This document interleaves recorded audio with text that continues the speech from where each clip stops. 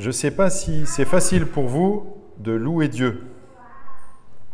Parce que vous avez reconnu là, si vous fréquentez régulièrement des églises, vous avez reconnu que le premier temps, très souvent, c'est un temps qu'on appelle un temps de louange. On a, comme chaque dimanche, commencé par des chants avec une équipe de...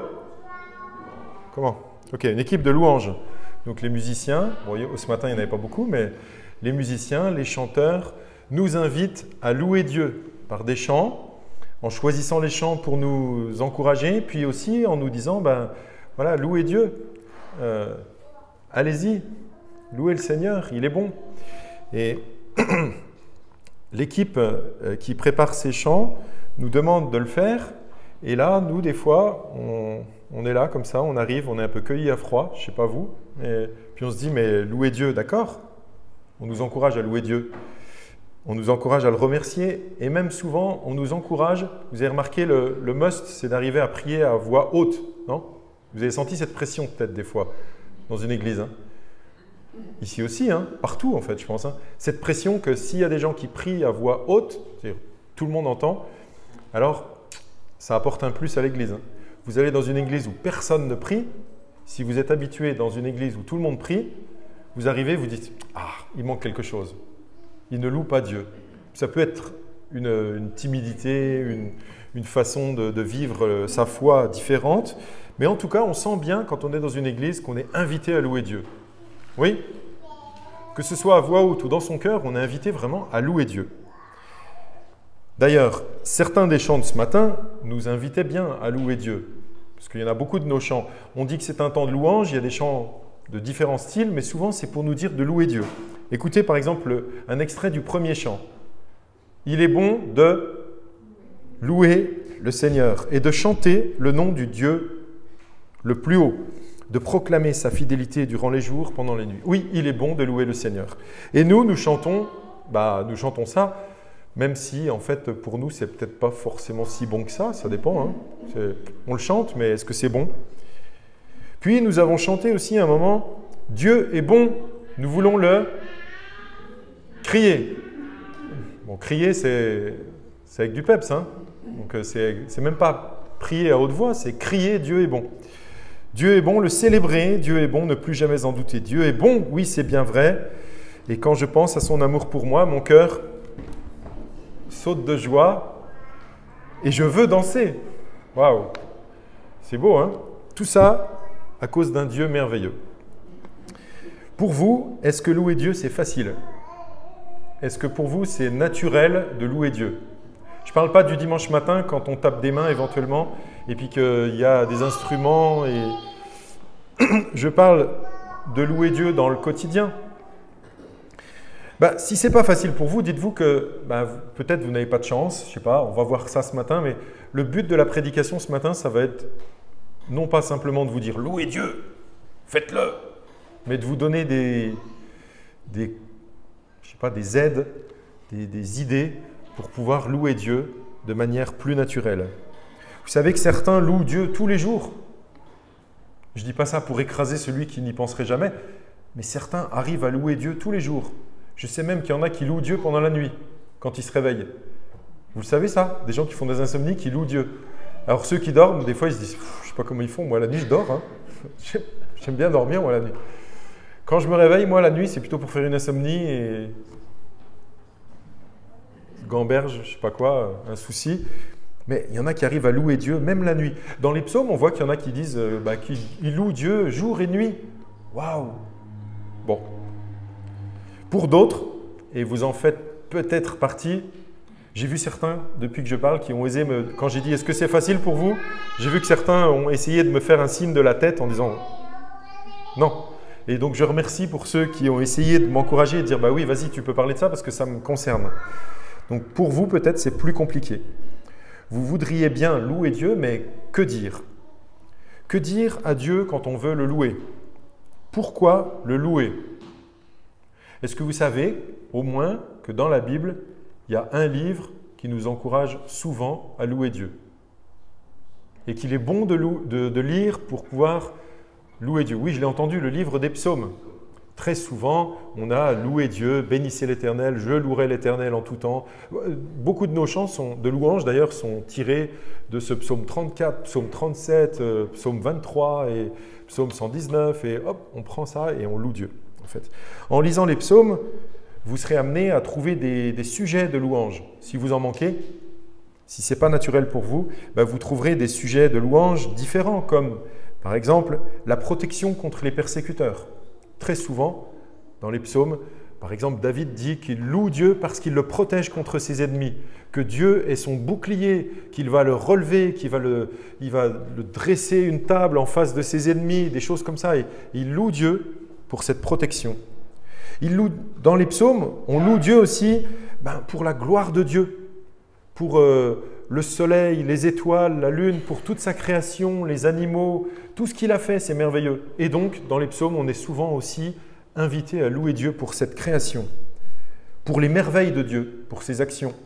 Très souvent, le peuple d'Israël louait Dieu pour la sortie d'Égypte, même si c'était il y a très longtemps, il se rappelait encore, il disait « Nous louons Dieu pour cette sortie d'Égypte, nous louons Dieu parce qu'il a étendu son bras, il a ouvert la mer Rouge » et il se rappelle tous les hauts faits de Dieu, les miracles.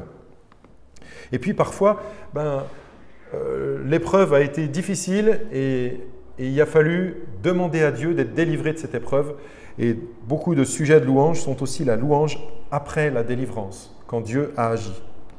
Ce matin, j'aimerais vous encourager à louer Dieu et partager avec vous une raison pour laquelle vous pourriez louer Dieu, j'espère. Je vais le faire grâce à un psaume, donc vous vous en doutiez, hein, je pense, ouais. Grâce à un psaume, et c'est le psaume 103. Dans ce psaume, David exprime un sujet de louange qui lui tient particulièrement à cœur. Moi aussi, ce sujet de louange me tient particulièrement à cœur. Et vous, vous me direz après, à la fin du culte peut-être, si c'est pareil pour vous. Alors je vous laisse découvrir ce sujet de louange en écoutant les 14 premiers versets de ce psaume qui en contient 22. Donc, psaume 103, je vais lire donc du verset 1 au verset 14. Bénis l'Éternel, mon âme, que tout ce qui est en moi bénisse son saint nom. Bénis l'Éternel, mon âme, et n'oublie aucun de ses bienfaits. C'est lui qui pardonne toutes tes fautes, qui guérit toutes tes maladies. C'est lui qui délivre ta vie de la tombe, qui te couronne de bonté et de compassion. C'est lui qui rassasie de bien ta vieillesse, qui te fait rajeunir comme l'aigle. L'Éternel fait justice, il fait droit à tous les opprimés, il a fait connaître ses voies à Moïse, ses hauts faits aux enfants d'Israël. L'Éternel fait grâce. Il est rempli de compassion. Il est lent à la colère et riche en bonté. Il ne conteste pas sans fin. Il ne garde pas éternellement sa colère. Il ne nous traite pas conformément à nos péchés. Il ne nous punit pas comme le mériteraient nos fautes. Mais autant le ciel est élevé au-dessus de la terre, autant sa bonté est grande pour ceux qui le craignent. Autant l'Orient est éloigné de l'Occident, autant il éloigne de nous nos transgressions. Comme un père a compassion de ses enfants, l'Éternel a compassion de ceux qui le craignent, car il sait de quoi nous sommes faits, il se souvient que nous sommes poussière. Alors bien sûr, il y a plusieurs petits sujets de louange, on va dire, dans ce psaume, dans les versets que je viens de lire, mais il y en a un qui ressort plus que les autres, c'est le fait que Dieu est un Dieu qui fait grâce, qui pardonne, qui oublie les péchés et qui n'en tient pas compte, qui efface les péchés de ceux qui se repentent. Vous voyez, au départ déjà, c'est David qui loue Dieu et qui se parle à lui-même et qui dit « Bénis l'Éternel, mon âme ». Est-ce que ça vous arrive, quand vous n'avez pas envie de louer Dieu, de vous exhorter à louer Dieu? Vas-y. Un peu comme, par exemple, si j'étais sur les starting blocks face à Usain Bolt, aux 100 mètres, en finale des Jeux Olympiques. Bon, déjà en finale, j'y serais jamais arrivé, ça c'est sûr. Hein, mais imaginez, je suis là, et puis je me parlerai à moi-même. Puis je me dirais, Stéphane, vas-y, tu peux le faire. Vas-y. Bon, je serais aucune chance. Hein. Mais quand même, ce côté d'essayer de s'encourager, de se motiver, de se dire, vas-y, fais-le. C'est possible de s'encourager à faire des choses. Alors peut-être ce n'est pas le 100 mètres, mais il y a des choses, des fois, on n'arrive pas et on peut s'encourager, se parler à soi-même avec des paroles positives, encourageantes, plutôt que de se dire, tu n'arriveras jamais à louer Dieu, tu es nul, tu vaux rien, tu ne mérites pas. Lire et méditer ce psaume va nous encourager à voir que ce n'est pas la bonne méthode. Oui, bien sûr, tu ne mérites pas, mais Dieu, il n'en tient pas compte, d'une certaine façon. Donc, que tout ce qui est en moi bénisse son saint nom. Je ne sais pas quand vous lisez ça, à quoi vous pensez, vous? Que tout ce qui est en moi bénisse son saint nom. Qu'est-ce qu'il y a en moi, en fait? Que tout ce qui est en moi bénisse son saint nom, c'est curieux, non? Vous avez déjà réfléchi à ça? C'est quoi? Est-ce que c'est mon estomac, mon foie, mes rotules, mes doigts de pied? C'est quoi, en fait, tout ce qui est en moi? Le cœur, les pensées, que tout bénisse Dieu, en fait. C'est une exhortation à soi-même de dire, loue Dieu. Bénis l'Éternel, mon âme, et n'oublie aucun de ses bienfaits. Ce n'est pas toujours le cas, en fait. Quand on est dans nos soucis, on lit ça souvent dans la Bible, quand on est pris par nos soucis, par les pensées, par les soucis de ce siècle, eh bien, on oublie de se tourner vers Dieu. Et en se tournant uniquement vers soi-même et vers ses soucis, on n'a pas le regard ouvert et bien disposé. Promenez-vous par exemple dans un cadre magnifique, une forêt, le bord de Marne, au bord de la mer, et puis vous avez des soucis. Et vous ne voyez même pas la mer, la Marne, les arbres, les oiseaux, les crustacés, je ne sais pas, vous ne voyez rien. Vous êtes là, vous avancez uniquement avec vos soucis. Vous pensez à vos soucis, vous ne pensez pas à Dieu. Mais tournez-vous vers vous-même et dites-vous, je t'encourage à louer Dieu. Détournez-vous un peu de vos soucis et louez le Seigneur. Et alors on arrive à ce sujet, c'est lui qui pardonne toutes tes fautes. Dieu pardonne toutes tes fautes. Est-ce que ce n'est pas un sujet de louange que vous pourriez avoir vous aussi? L'Éternel, on voit au verset 10, il dit « Il ne nous traite pas conformément à nos péchés, il ne nous punit pas comme le mériteraient nos fautes. » Ça, c'est extraordinaire. On le réalise peut-être pas assez souvent, mais tous les jours, on devrait être en admiration devant Dieu qui ne nous punit pas selon nos fautes, qui ne rend pas coup pour coup. S'il le faisait, on serait vraiment mal. Est-ce que vous avez déjà, vous, été victime de quelqu'un qui est injuste avec vous? Quelqu'un qui vous blesse, quelqu'un qui vous agresse, quelqu'un qui est méchant avec vous? Oui? C'est déjà arrivé? C'est ce que nous faisons à Dieu, en fait.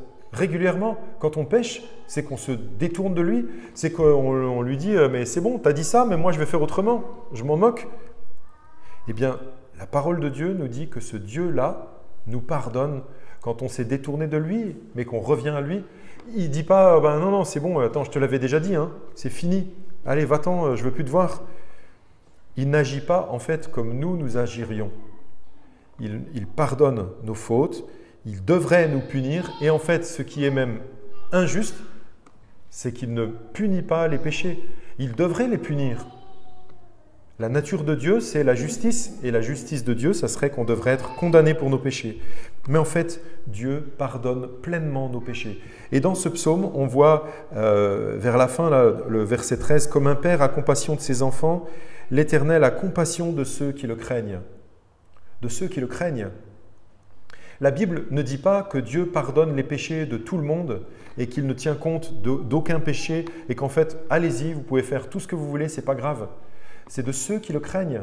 Dieu pardonne tes péchés si tu crois en lui. D'ailleurs, c'est quoi l'évangile? Qu'est-ce que Jésus annonce? Qu'est-ce que Jean-Baptiste annonce? Qu'est-ce que les prophètes annoncent? Qu'est-ce que les apôtres annoncent? C'est le pardon des péchés si on croit en Jésus. Parce qu'on a la foi en Jésus, parce qu'on sait qu'il est mort à la croix, alors il nous pardonne nos péchés. Donc en fait, on nous dit que l'Éternel a compassion de ceux qui le craignent. On peut se fier à sa compassion. Elle est grande, lent à la colère, il nous est dit. Jésus, lui aussi, a souvent pris le temps de montrer que Dieu nous pardonne et ne nous punit pas comme le mériteraient nos péchés. Et là, je vais faire appel à votre mémoire. Je vais vous dire une phrase et vous allez essayer de deviner dans quel livre de la Bible et de quelle histoire ça parle. D'accord? C'est des histoires que je vous ai déjà racontées souvent, donc vous devez les connaître. Rempli de compassion, le maître de ce serviteur le laissa partir et lui remit la dette.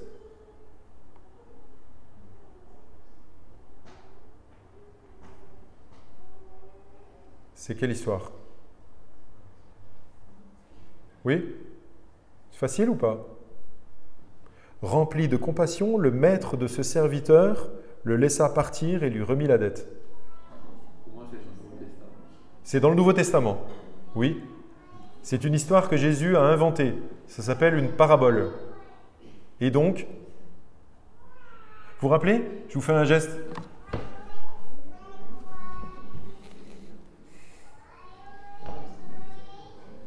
C'est l'histoire de celui qui devait 10 000 sacs d'argent à son maître. Et son maître lui dit, eh bien, puisque tu n'as pas de quoi payer, il dit, vendez-le, lui, sa femme, ses enfants, mettez-le en prison jusqu'à ce qu'il ait tout remboursé. Et ce gars-là, en fait, se met à genoux et dit à son maître, mais aie pitié de moi, je payerai tout. Aie pitié. Et c'est cette phrase qui illustre l'amour de Dieu pour nous, rempli de compassion, le maître de ce serviteur le laissa partir et lui remit la dette. Et Jésus, vous vous rappelez cette histoire, il la raconte pour nous pousser non seulement à être très reconnaissants, parce que c'est nous en fait qui sommes bénéficiaires de cette grâce de Dieu. Il a tout annulé en fait. La dette est effacée complètement, peu importe la taille de la dette, peu importe la grosseur, la saleté du péché en fait. La dette est effacée. Ça vous choque si vous apprenez peut-être qu'un pédophile se repent et il est en prison et qu'il demande pardon à Dieu? Peut-être ça vous choque. Ça vous choque si vous apprenez qu'un criminel demande pardon à Dieu et il change et il est transformé? Ça vous choque si vous entendez qu'un persécuteur de l'Église se convertit et devient apôtre? L'apôtre Paul? Des gens complètement farfelus qui ont fait des choses horribles, pires que ce que vous et moi, on n'a jamais fait, se sont convertis et ils ont bien compris ce que c'est que l'Évangile. L'Évangile, c'est pas tu vas gagner ton salut par beaucoup de bien pour effacer tout le mal que tu as fait, parce que sinon, tu n'aurais jamais fini en fait. Tu serais en prison, d'après la parabole. Et en prison, c'est pas forcément une prison sur terre, hein, c'est rejeté de Dieu. Et en fait, ça doit, cette parabole, nous pousser à louer Dieu, le remercier, se rappeler sa bonté pour nous, sa compassion, puis en même temps, nous pousser à, c'est la fin de l'histoire, à avoir compassion de celui qui nous cause du tort et qui nous demanderait pardon. Ne pas le laisser enfermer lui-même dans une prison, comme pour dire « tu m'as fait ça, c'est fini, tu mérites une sanction, je vais te condamner ». Une autre histoire. Alors celle-là, j'espère que vous allez la trouver parce qu'elle est encore plus facile. Hein. Alors qu'il était encore loin, son père le vit et fut rempli de compassion. Il courut se jeter à son cou et l'embrassa. Le fils prodigue. Oui, c'est quand le fils prodigue revient. Ah, quelqu'un sait où ça se trouve ou pas dans la Bible? Oui, Luc 15. Luc 15. Donc, le fils revient après avoir tout dépensé avec mauvaise vie, mauvaise fréquentation. On apprend même prostituée. On apprend ça de la part de son grand frère. Il revient repentant. Et là, il nous est dit, le père, il le vit et il fut rempli de compassion. Et là, il courut se jeter à son cou et l'embrassa. En fait. Quand on lit des histoires comme ça, on peut se dire, oui, je la connais, c'est ça. Oui, d'accord, tu la connais, mais ça devrait te pousser en fait à louer Dieu pour cet amour qu'il a envers nous. Encore aujourd'hui, Dieu est ce Dieu qui vient, rempli de compassion, qui nous accueille, qui nous embrasse, qui nous serre dans ses bras.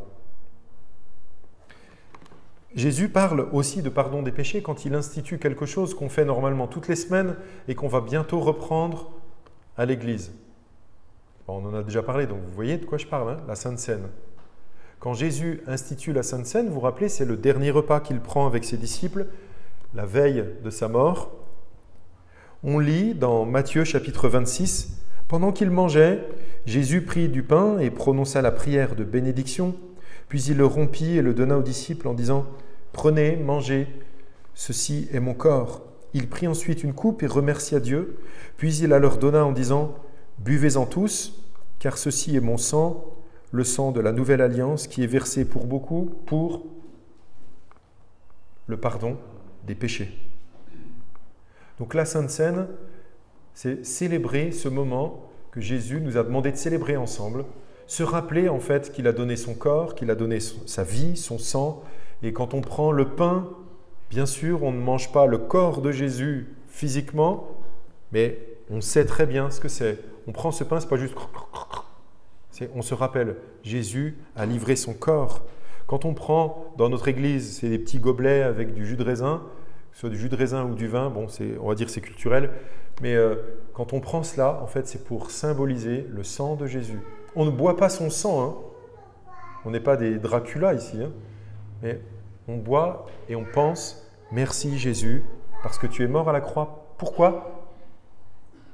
Pour le pardon des péchés de tous ceux qui ont confiance en toi, ceux qui placent leur confiance en toi, ceux qui croient en toi. Le pardon des péchés. Est-ce que vous êtes pardonné par Dieu ? Est-ce que Dieu a pardonné vos péchés ? Mais s'il a pardonné vos péchés, alors c'est que vous êtes graciés, vous connaissez ce Dieu de compassion et vous êtes comme David, tout près de louer Dieu en fait. Déjà rien que pour ça, rien qu'un sujet de reconnaissance, de louange. Écoutez ce que dit David quand il parle du pardon. Ça, c'est bien de connaître quelques endroits dans la Bible par cœur parce que ça nous aide.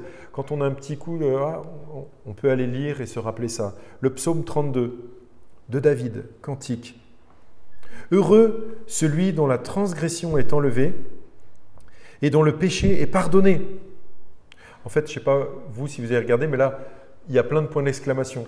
Comme pour dire que ça devrait être une proclamation. Heureux l'homme à qui l'Éternel ne tient pas compte de sa faute et dont l'esprit ne connaît pas la ruse. Tant que je me taisais, mon corps dépérissait. Je gémissais toute la journée, car nuit et jour, ta main pesait lourdement sur moi. Ma vigueur avait fait place à la sécheresse de l'été. Je t'ai fait connaître mon péché. Je n'ai pas caché ma faute.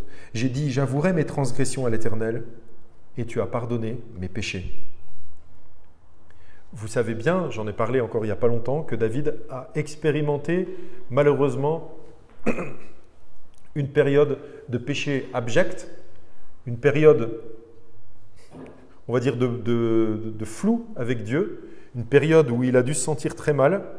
Et il y a un moment où il nous raconte ici, en fait, à plusieurs endroits dans les psaumes, comment il s'est reconnecté à Dieu, comment il a demandé pardon, il a confessé son péché.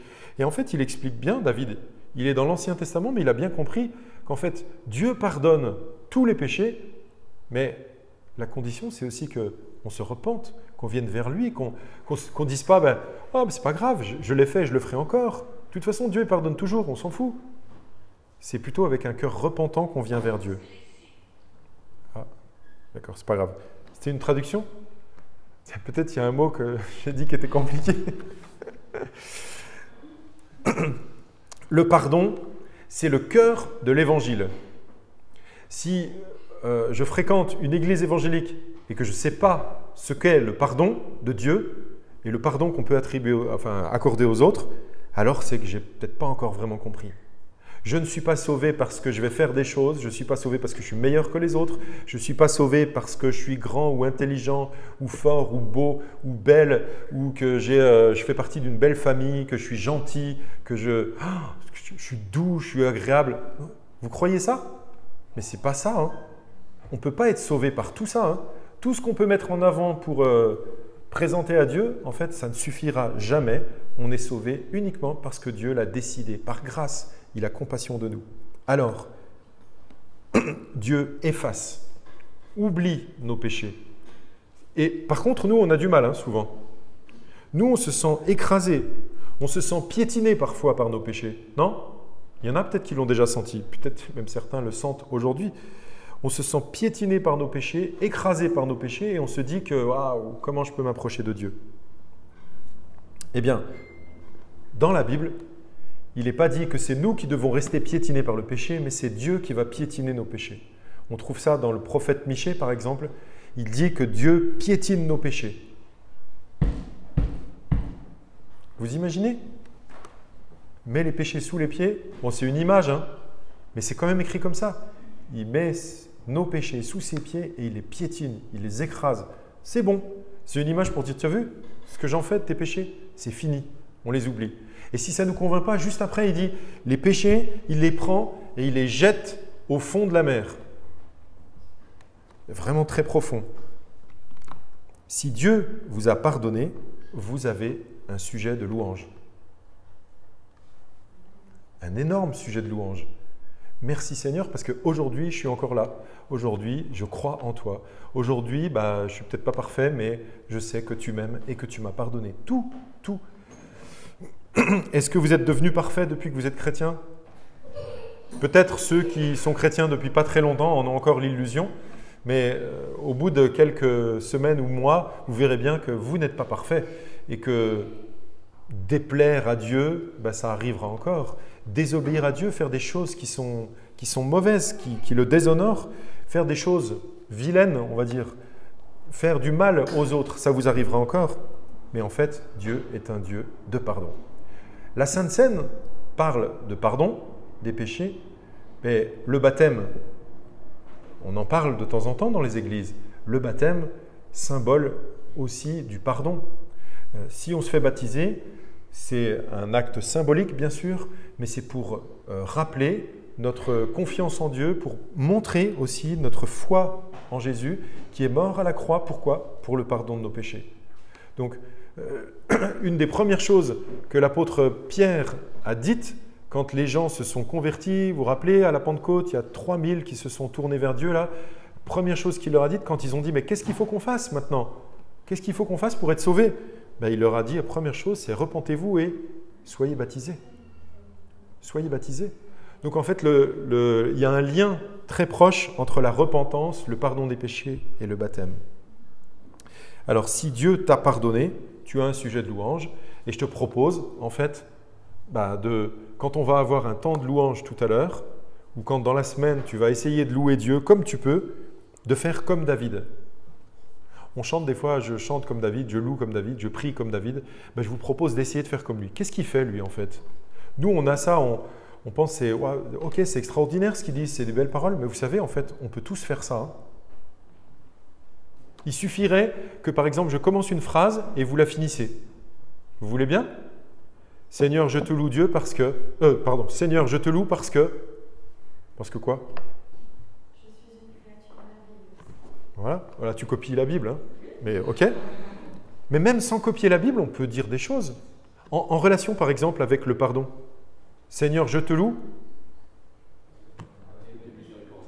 Tu es miséricordieux, tu m'as pardonné. Parce que même si des fois j'en doute, ta parole n'arrête pas d'affirmer que tu m'as pardonné. Donc, je me laisse convaincre, en fait. Seigneur, je te loue parce que même si je ne suis pas toujours parfait, toi, tu m'aimes quand même. Tu m'as pardonné et tu me pardonneras encore. Vous pouvez en ajouter, en fait. Toujours en développant ce thème. Et vous voyez bien, les psaumes, souvent, c'est ça. Il y a un thème qui est là. C'est le thème, admettons, du pardon des péchés, de la compassion de Dieu. Et puis, des paroles viennent comme ça. Alors nous, on ne sera peut-être pas toujours avec un calepin et on ne va pas forcément écrire un livre de psaumes, mais chaque jour, en fait, on peut avoir ce moment de prière avec Dieu et de lui dire merci pour ta patience, merci pour ton amour, merci pour ta compassion. Alors ça ne sera peut-être pas du même niveau que David, pour commencer, mais en attendant, on peut exprimer vraiment ce qu'on ressent au Seigneur. Merci de m'avoir pardonné, merci de m'aimer quand même. Imaginez quand vous avez fait du mal à quelqu'un, mais vraiment du mal. Si vous le reconnaissez, vous vous sentez mal, non? Ça arrive? Ça arrive à tout le monde ou pas? Bon, vous avez fait très mal à quelqu'un qui vous est cher et vous savez que, ça se trouve, cette personne ne vous pardonnera jamais parce que vous avez dépassé les bornes. Vous vous sentez tout petit en fait. Vous n'osez même pas aller vers cette personne et puis vous approchez comme ça et puis vous dites comment ça va se passer? Ben, c'est comme ça qu'on se sent des fois devant Dieu, mais on entend dans sa parole que Dieu est lent à la colère, plein de compassion. Et toutes ces images que j'ai prises avec ce Père qui vient, qui embrasse, c'est pour nous montrer comment est Dieu et nous aider à dire, bah oui, je peux m'approcher de lui parce qu'il est comme ça en fait. Il n'est pas comme, j'imagine, comme peut-être les gens ont l'habitude de me traiter, comme peut-être mon père, ma mère, mon frère, ma sœur, mes cousins ou je sais pas, mes proches m'ont déjà traité parfois dans pareilles circonstances, mais Dieu, il n'est pas comme ça en fait. Quand on lui demande pardon, il pardonne avec plaisir. Donc on peut le louer pour cela en fait. Et je vous invite vraiment à le faire encore maintenant. On va avoir un autre chant qui nous invite à la louange. Et à la fin de ce chant, je vous invite vraiment, si vous le voulez, à louer Dieu, à haute voix ou dans vos cœurs, en criant ou en chantant, je ne sais, mais à louer Dieu. Vous avez un sujet qui vous est proposé. Pensez-y aussi pendant la semaine. Je te loue pour le pardon de mes péchés. Amen.